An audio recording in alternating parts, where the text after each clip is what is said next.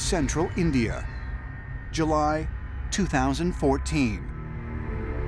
While exploring caves in the region of Charama, which are known to contain prehistoric artwork dating as far back as 10,000 years, an Indian archaeologist, J.R. Bhagat, makes a stunning discovery. The Indian government and Times of India had a major story about rock paintings found recently in central India that seem to show these tall beings, and they do not seem to have a nose or a mouth. And nearby is this three-legged disc. The Times of India actually proposed the idea, what if what we have depicted here are some type of extraterrestrials, or at least some type of flying craft, because it's the basis for much of the Hindu pantheon of gods. Ancient Hindu texts like the Vedas and the Puranas record stories about extraterrestrials existing on other planets. And the Mahabharata, one of ancient India's two major Sanskrit epics, contains stories about gods coming to Earth in flying machines. Even the legends specific to this region tell of a mysterious race of beings known as the Rohela, who descended from the sky and abducted local villagers. Could the newly unearthed cave art be a visual record that extraterrestrials really visited here? There was an obsession of ancient human beings to depict things that they saw. And I think they did it with carvings on caves because that's what they saw. But what is it about caves that made them the ideal canvases for ancient peoples to chronicle their experiences? Caves are hugely significant in ancient mythology and legends, especially about the gods. They seem to be kind of a luminal point, a boundary place where the gods and humans can meet. There is a whole hidden underground world of planet Earth that we're only just now beginning to discover. We don't know what's there. We could be discovering all kinds of amazing things. And it's possible that there are entire cities under the earth, whole cavern metropolises that are talked about in legends.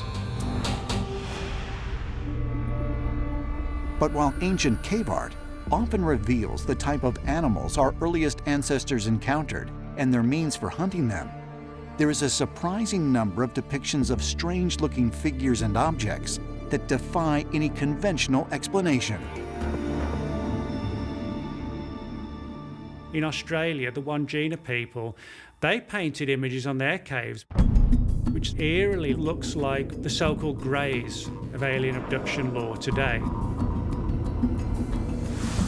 You have the strange petroglyphs in the Hagar Mountains of southern Algeria. You've got strange rock art too in the American Southwest. And when you look at it, and even have the natives explain it to you, they say things like, oh yes, he's the Martian god, or these are the star people coming from the sky.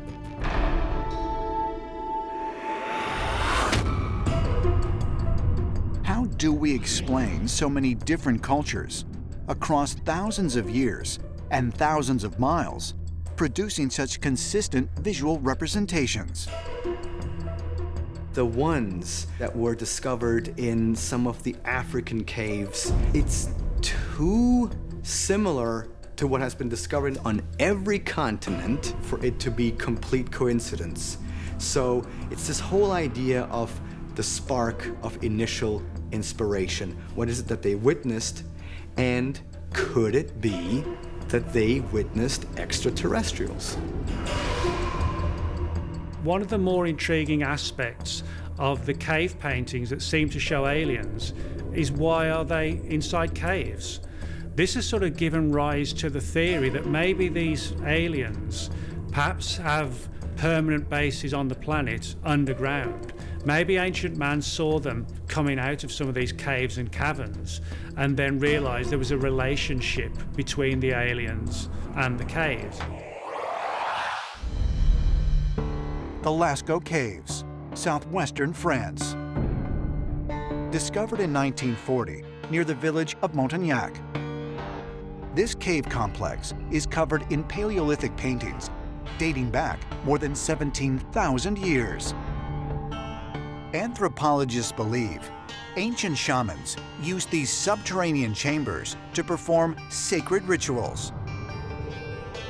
And curiously, among the many Ice Age animals that are depicted on the walls, there is a strange creature that has the body of a man and the head of a bird. The technical term for such a creature is a therianthrope, and that's from the Greek therion, which means wild beast, and anthropos, which means man. Clearly, these are not things that one encounters in everyday life. The imagery of cave art is best explained as the experiences that shamans undergo in a deep state of trance. When they return from the trance state, they then depict on the cave walls the visions that they have seen in this deeply altered state of consciousness.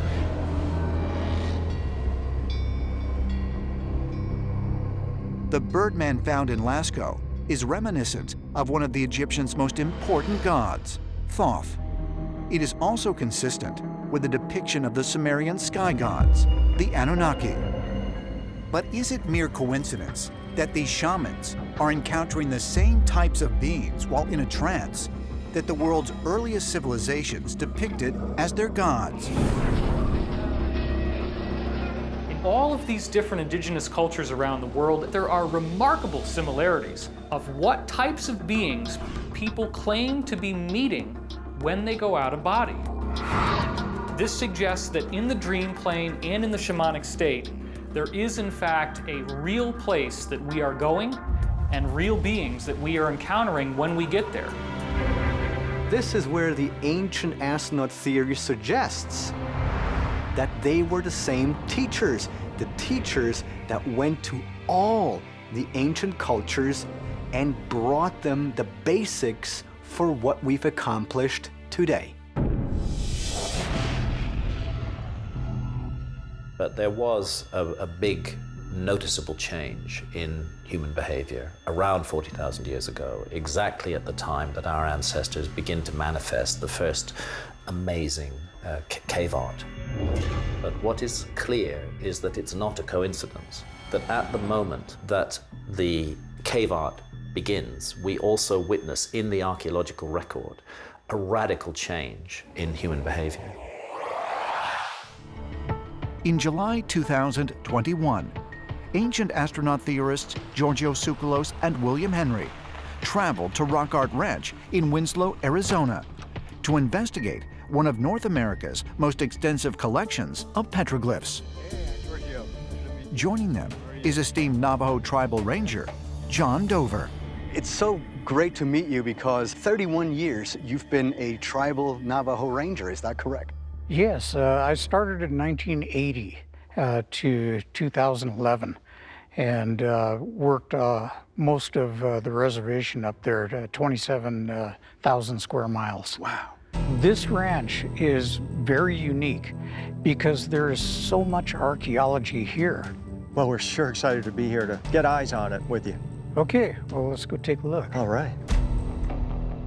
Rock Art Ranch's 5,000 acres are home to nearly 3,000 ancient petroglyphs, and on nearly every panel are figures that the Navajo identify as star people. This is sensational. Look at that guy right there. They call that the birthing mother, right? That's right.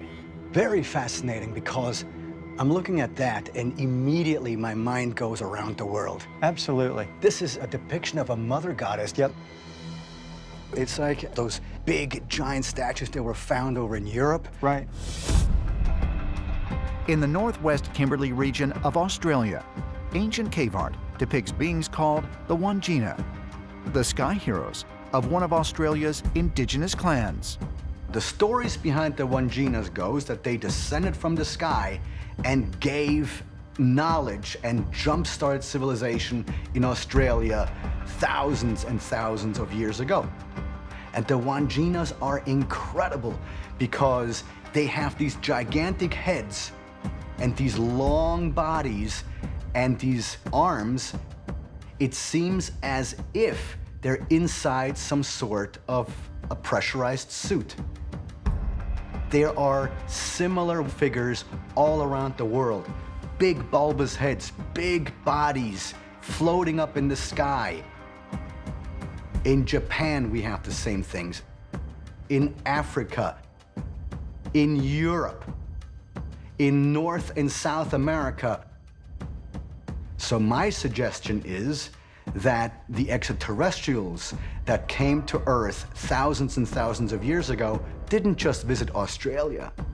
They visited each and every continent on Earth, and that is why we have the similar motifs. Look at the concentric rings up there. That's the portal symbol. There's 2 of them, and there's guys around the portal. Interesting, yeah. Tell me, John, petroglyphs are regarded as picture books that tell a story all at once. That's right. And also enmeshed in all this are religious symbols, things that tell you something about how they worshipped, pictures of gods. And when you say gods, right. What, in your culture, what does that mean? It could be anything from somebody coming to them and meeting with them and imparting knowledge. And in the case of the Navajo, that's what the Yebiche represent. In the case of the Hopis, the Kachinas represent those gods that came to Earth to give them knowledge. And could one make the argument that these may have been visitations by flesh and blood extraterrestrials in ancient times? Oh, definitely. From what we understand, there's many different races of alien that are coming to this world. That's amazing. In the case of some tribes down in southern Arizona, you even have a mountain range called the Estrella Mountains. In the language of the people in that area, Estrella means stargate. Absolutely, Estrella, star people. Am I correct to assume that this is only the tip of the iceberg and that there are so many more panels like this that the world doesn't even know about? On the Navajo reservation alone, there are 300,000 sites that are recorded. I mean, we're talking at least 4,000 BC, right? That's right. July 2021. Giorgio Tsoukalos and William Henry have been granted special access to Rock Art Ranch in Winslow, Arizona, where Navajo tribal elder John Dover is guiding them through the ancient petroglyph panels. Wow, look at this. I mean, look at the hollow body with the star inside. One hand pointing to the sky, the other down to Earth. And just beneath that, look at, that is a gray alien. That triangular head, That very is strange. That is.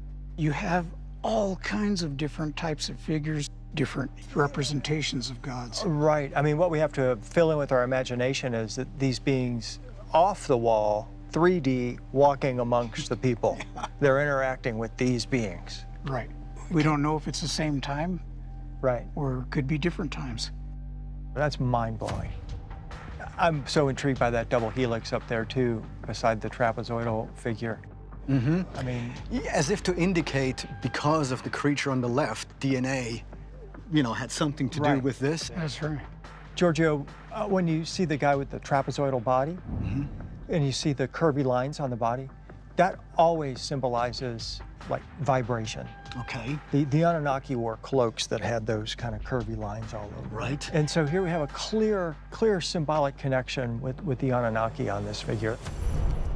The Anunnaki were powerful deities worshipped more than 5,000 years ago by the ancient Sumerians who inhabited Mesopotamia, an area that is now modern-day Iraq. According to the Sumerian writings, the Anunnaki descended upon a mountain, shining like the sun, and shared profound wisdom with the human race. Look at all the different types of beings here.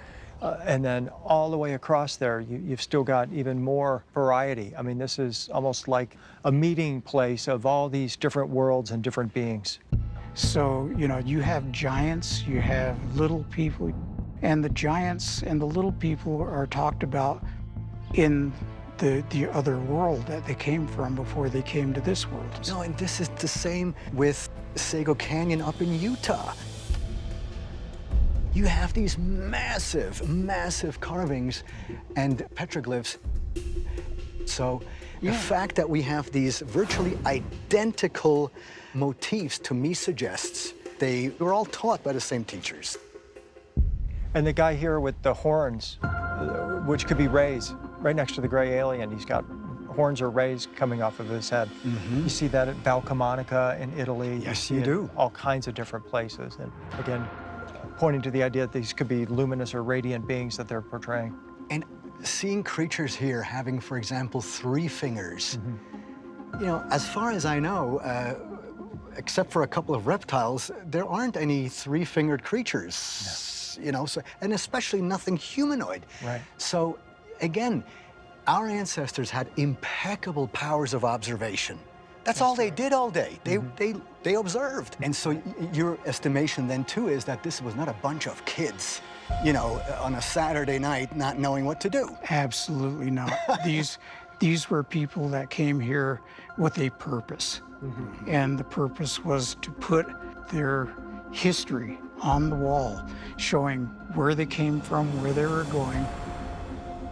John, this is incredible. And what I love the most is the access. I mean, I've never been face to face like this. There's a lot of places nobody's allowed to go except for archaeologists, medicine men, and rangers. It's spectacular. It's one thing to see images in a book or online, but to come face to face with it, feel the energy, see it, spectacular. I came away with this deep sense that this is meant for us to discover throughout the ages, that it was super important to the ancients to record this information, to tell us that these beings were here, they had a hand in our evolution, and they're probably still visiting us today. What I think is important in this whole thing is that John said, these are our stories of the star people. And when First Nation cultures say that someone visited from the sky and imparted knowledge, I think it's time that we start to... The Giza Plateau, Egypt, 1925. Rising out of the desert sand is a giant stone statue of a human head. For centuries, most visitors to the area believed this was all that existed. But French engineer Emile Barrès is convinced that much more lies beneath the surface than even archaeologists are aware of. He begins an excavation to uncover it, and after 11 years of extensive digging, Barrès unearths a massive body resembling a lion and reintroduces the world to the full splendor of the Great Sphinx. It is the largest monolithic sculpture on Earth. It must have been quite eerie to be there back then, not knowing a lot about the ancient Egyptian history, and having this huge structure staring down at you.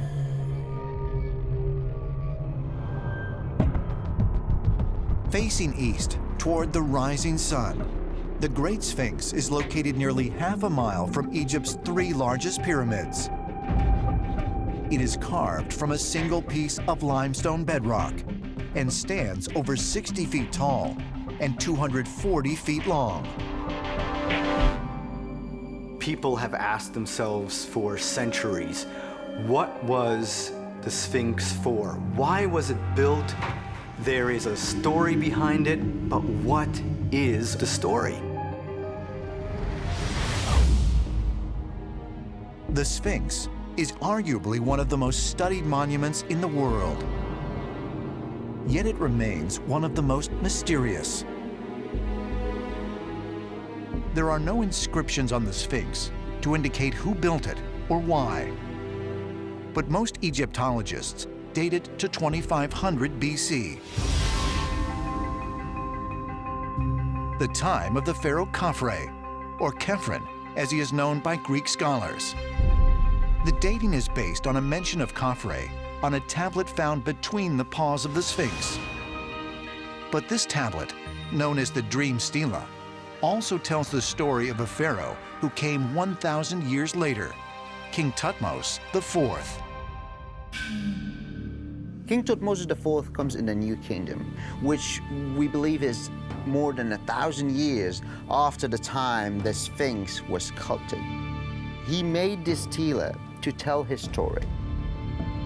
King Thutmose IV, before becoming a king, was on an expedition here in Giza. And he slept right next to the Sphinx.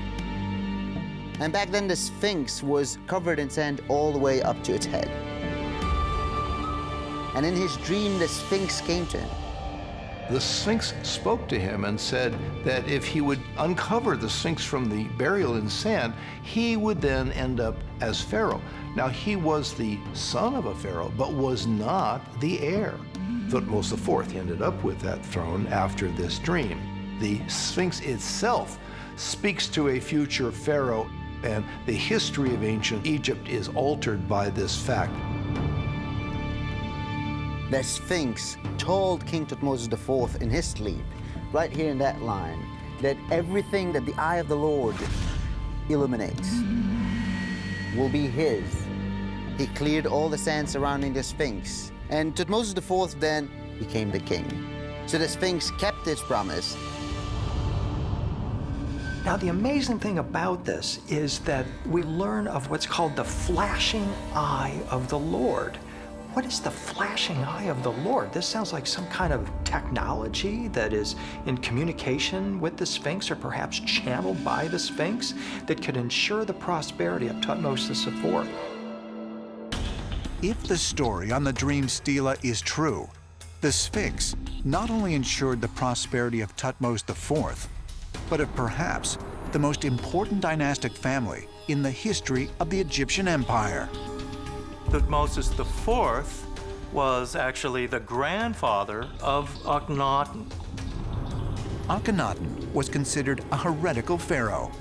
He changed the polytheistic religion of ancient Egypt and declared there was only one god, Aten, a god he depicted as a disk in the sky. Akhenaten became enthralled with the Aten disk. Is it possible that the eye of the Lord and the Aten disk are one and the same, and that they are, in fact, some kind of UFO spaceship that's hovering over Egypt as an eye in the sky and is guiding the Egyptian civilization? Could it be that the eye of the Lord and the Aten are describing the same object? And if so, was Egyptian civilization being guided by extraterrestrials that used the Sphinx as a means of communication? Might the Dream Stela be proof that this mysterious monolithic statue was built long before the pharaoh Khafre? Ancient astronaut theorists say yes, and point to yet another line of the Dream Stela as proof. There's something else written on the Sphinx that was ignored by Egyptologists. The Sphinx actually says, "I have been here since the first time."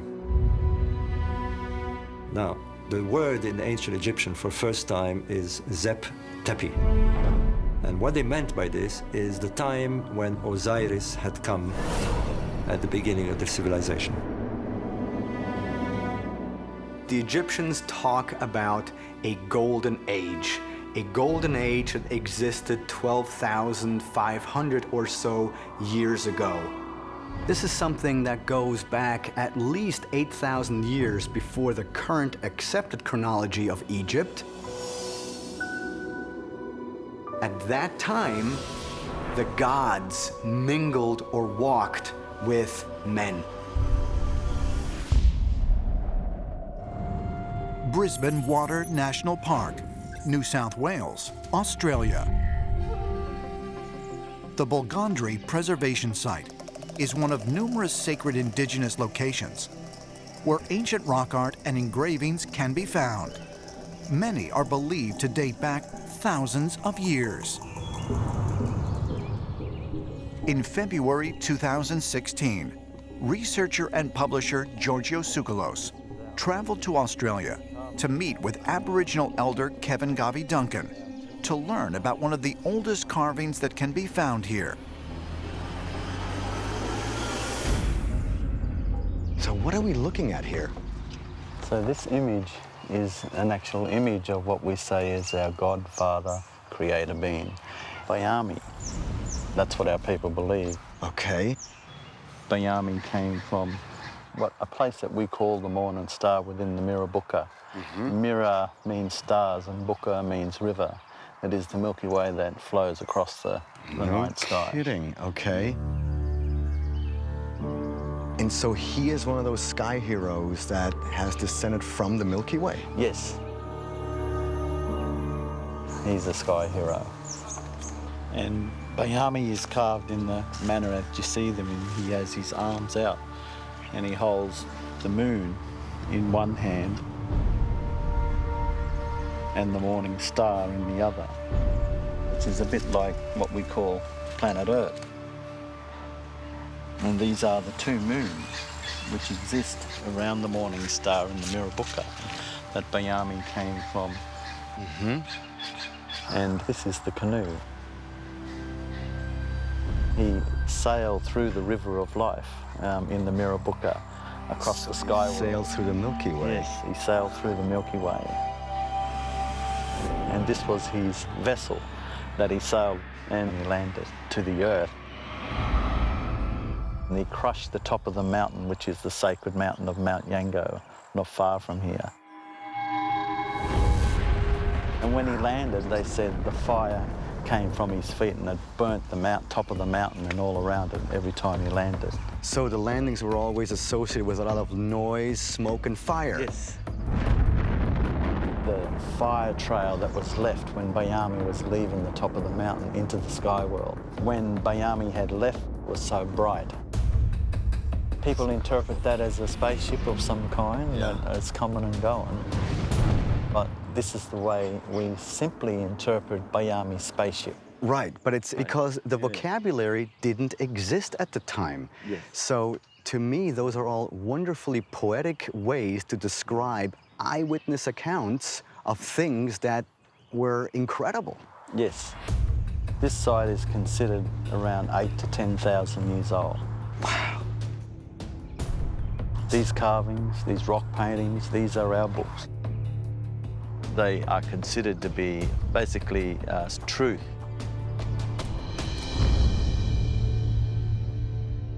Australia has been a fascinating area where many different people working on different aspects such as sea level rises, meteorite craters, extinct animals have found that Australian lore, their folklore, actually seems to remember and encode and be able to discuss events thousands of years old.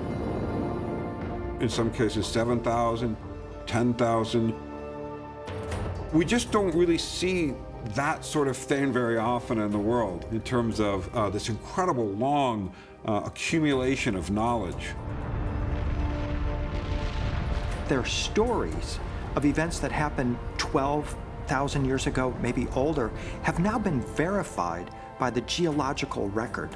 This is extremely important because if they're telling the truth about geological events, can we then take at face value their stories or their recollections of extraterrestrial beings, spirit beings, sky beings coming to Earth and intervening in human affairs? I believe that we can. Central America. In a fertile valley between the Pacific Ocean and the Caribbean Sea, in what is now Honduras, lie the monumental ruins of Copan. This archaeological site is believed to have been the cultural and political center of the once mighty Maya civilization that thrived between 2000 BC and 800 AD. People have called Copan the Paris of Mesoamerica because it was such a place for the arts and humanities. The sculpture is beautiful. The architecture is just magnificent. It is believed that at one time, Copan was inhabited by as many as 20,000 people and covered an area of 10 square miles. But in the 9th century, this incredible Mayan city was abandoned and its people vanished. When Spanish conquistadors arrived in the 16th century, they found only a few farming hamlets. But why? They decimated their environment. Warfare became endemic. And it ended. And people left. They walked away. To some extent, the idea that the Mayans became a lost culture is a yes and a no. We know that they stopped building, but at the very heart of the Mayan is a belief, it's a religion, which continues to beat until this very day, saying, please pay attention to us because we have this vast body of knowledge we want to share it with the world.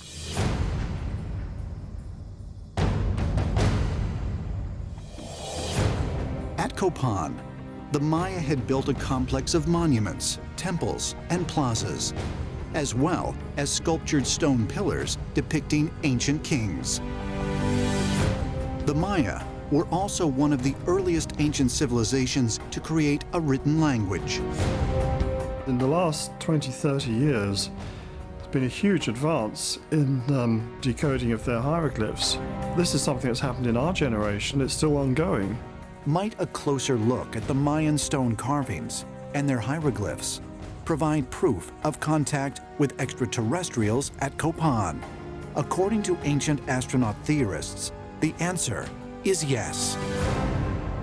Some of the large statues at Copan are infinitely fascinating to me because the gear that they're wearing is very reminiscent of something technological.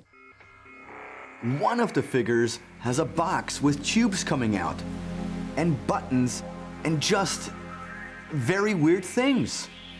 These statues look like some type of a being wearing an astronaut suit.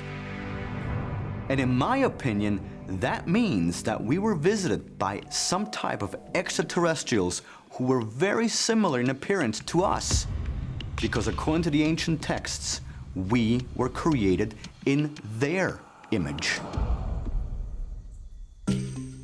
Researchers working in Copan have also found stone sculptures called stela, which have provoked controversy since the site was discovered in 1576. And various interpretations of the carvings suggest the Maya may have had knowledge of a world far beyond their own continent. This is one of the curious dragon sculptures here at Copan, of which there are many.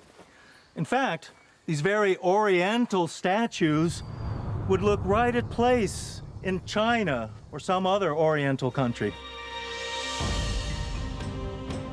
Some archaeologists believe that there are elephants on either side of this Copan ruler. So why would there be here at Copan such Asian motifs as elephants and dragons in a place in Central America that is so far away from China and Southeast Asia?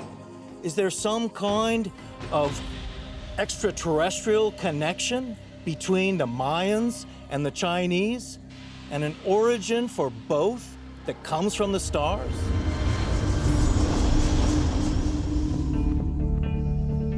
How could the early Maya of Central America have had knowledge possessed by people living in Asia, on the other side of the Pacific Ocean? One of the basic premises of the ancient astronaut theory suggests that there was contact between ancient cultures way before we give them credit. These ancient cultures were in fact connected by flying machines. And those flying machines were usually operated by extraterrestrials. And especially in the Mayan carvings, we find many references of the gods descending from the sky in flying serpents. Now, do flying serpents actually exist? Of course not, but it is a beautiful and very poetic description of something that is rooted in technology.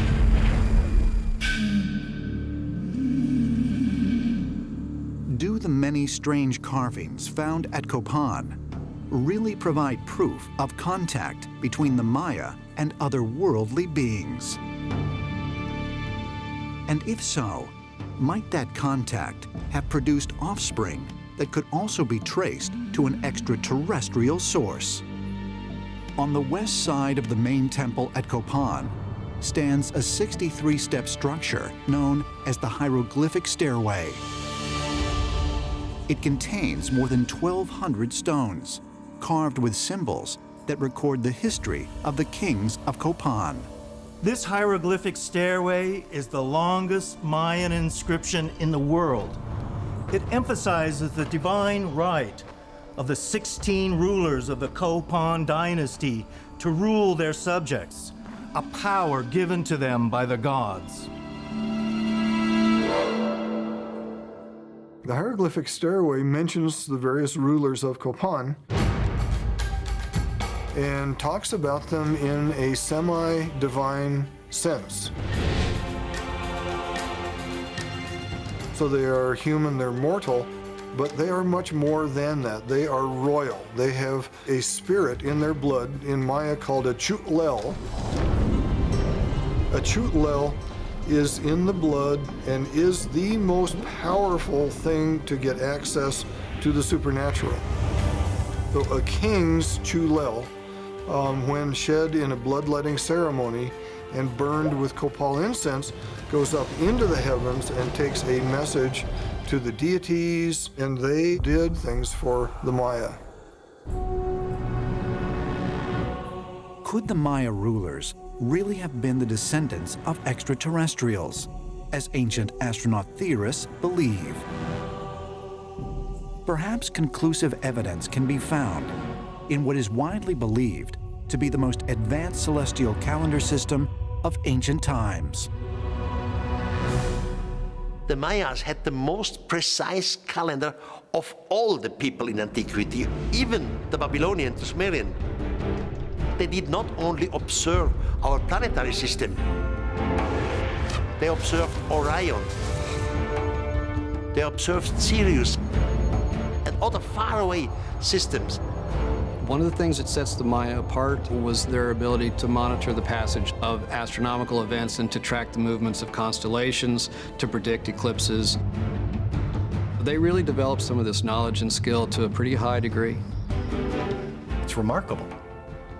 No telescopes, no metal, yet the ability to predict time and events in time in a way that was really unprecedented in the world. But why did the Maya create such precise maps of the cosmos?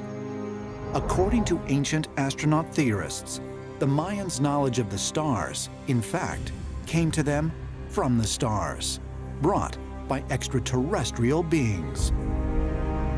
When it comes to the ancient Maya, their creation mythology invokes these legends, which say that somewhere just south of Orion's belt is this place where life originated from and came to planet Earth 112 BC, when the ancient Mayans said the gods came to Earth. Their teachers were the gods, and the gods were the extraterrestrials.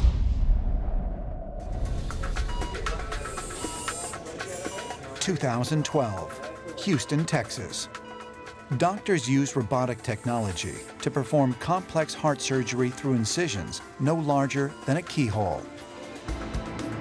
Chicago, Illinois.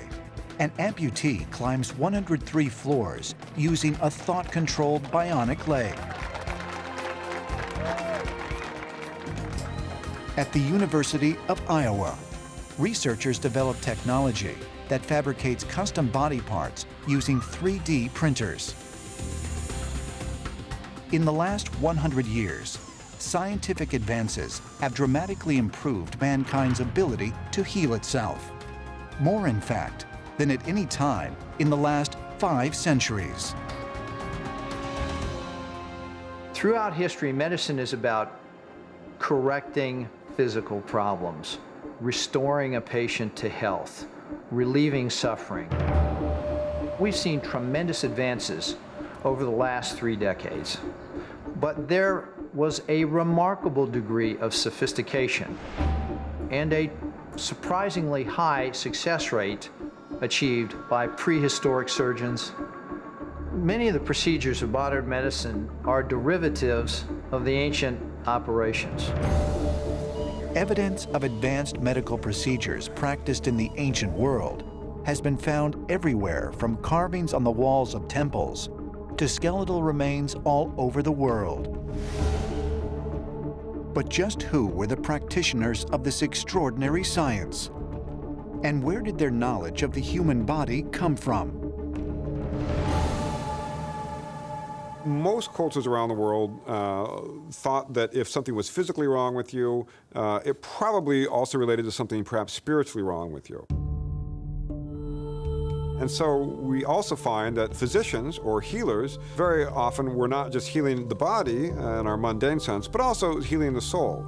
And therefore, they had to be somewhat of a religious figure as well. To be a doctor in the ancient world, you have some kind of special relationship with a god who has gifted you with the power to heal. A doctor was simultaneously a kind of tradesman and had kind of learned a skill, but also a sort of cultic figure as well who had an association with a god and would therefore use magical cures to deal with problems. Our ancestors said that medicine came from the gods. Our ancestors have said that the gods really gave manuals as to how to be living healthy, how to restore health to a human individual. They realized something about our physical bodies which we are only beginning to understand once again. Could it be that ancient healers were guided by alien beings? And if so, are recent advances in modern medicine actually a rediscovery of methods practiced thousands of years ago?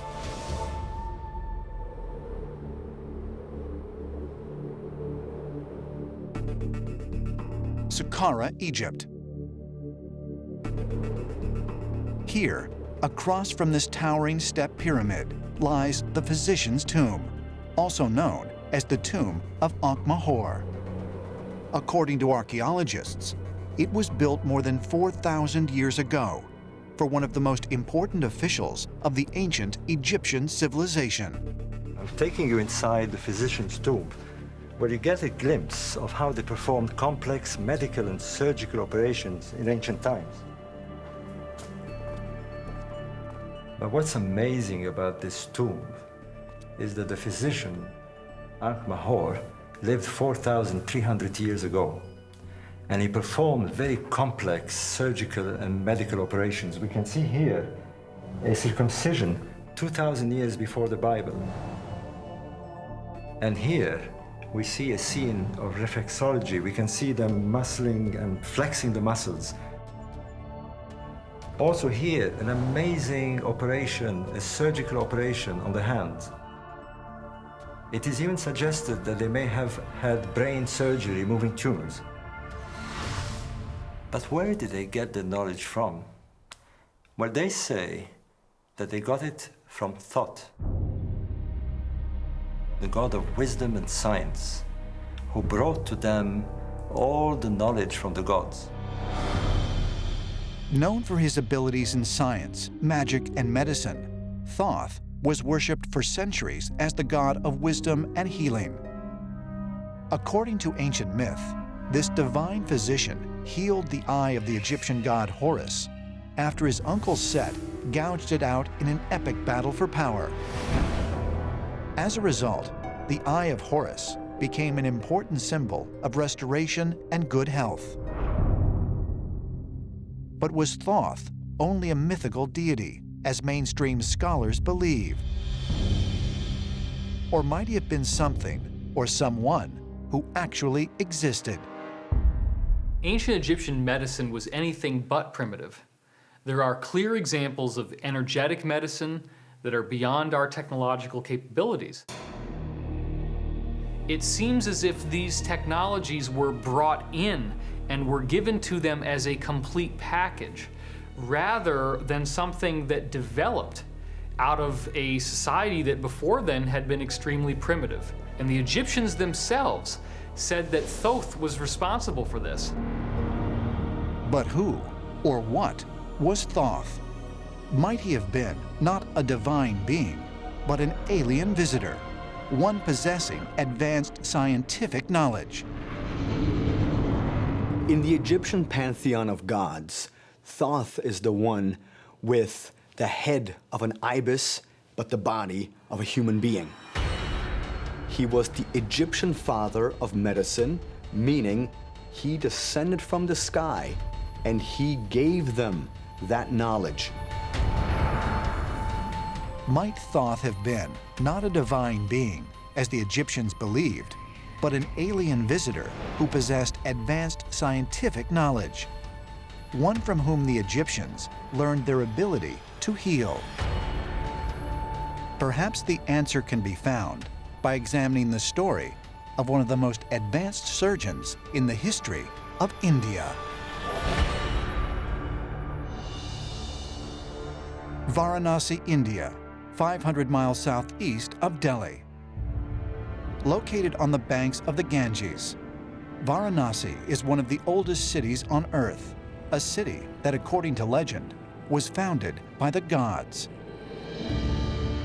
Long known as a center of knowledge and learning, Varanasi was once home to an ancient physician by the name of Sushruta, who many historians credit with developing the art of surgery. In ancient India, the early physician was a guy named Sushruta, and he was a surgeon and physician who would do skin grafts, cataract removals, even early plastic surgery on people. So once again, we have someone whose medical knowledge seems so advanced for his time. Sushruta is also considered to be the first practitioner of Ayurveda, one of the oldest known systems of medicine in the world. According to Hindu legend, Sushruta is said to have received this knowledge from a god known as Dhanvantari. Dhanvantari was a high-level god, as we would know them, who provided all the information on this complete healing modality based on an understanding of the physical and subtle aspects of the body. And it was passed through to Indian culture in ancient times and has been preserved and expanded since then. Though he is most often depicted as having 4 arms and holding medicinal herbs, the god Dhanvantari was also a shapeshifter. According to legend, during his journeys to Earth, he could take on other forms, including that of a bird. Is it possible that both Dhanvantari and the half-man, half-bird Egyptian god of healing, Thoth, were connected in some way? And if so, how? Whether it's Dhanvantari or Thoth, we learn of these extraterrestrial divinities very often being portrayed as bird-like beings who delivered the knowledge of ancient medicine to Earth. This tells us that our original knowledge of medicine, human anatomy, and how to heal the body came from extraterrestrial sources.